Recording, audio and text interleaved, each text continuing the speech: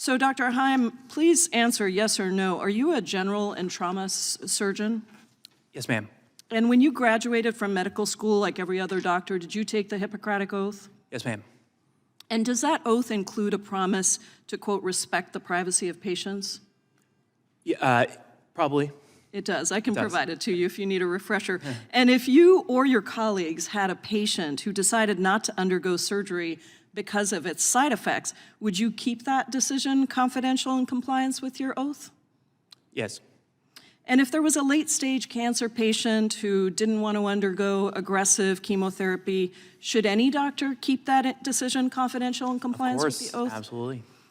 And yet, despite your oath to protect patient privacy, you have admitted in your testimony today that you released the medical records of children who were patients at Texas Children's Hospital, correct? Incorrect. You didn't release that information? DOJ never charged it. Did you or did you not release the information of children?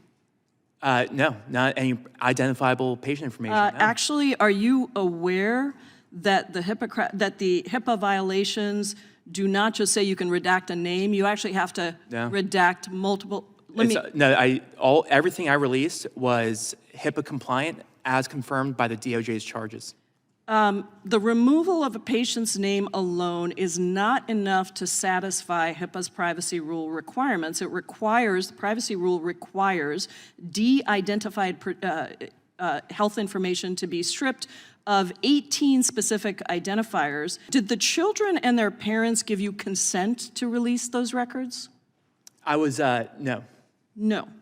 And all of your patients now have to worry that if you don't agree with somebody's choices of medical, whatever they're deciding to do, that you're just going to be the sole arbiter of when something should be released. And the basic claim is if you don't agree with whatever they're doing, then you have the right to access that information. Any American out there is going to look at you and say, oh, I see, Dr. Heim is the arbiter of whether or not my medical records should be released and whether or not I should actually pay attention to HIPAA.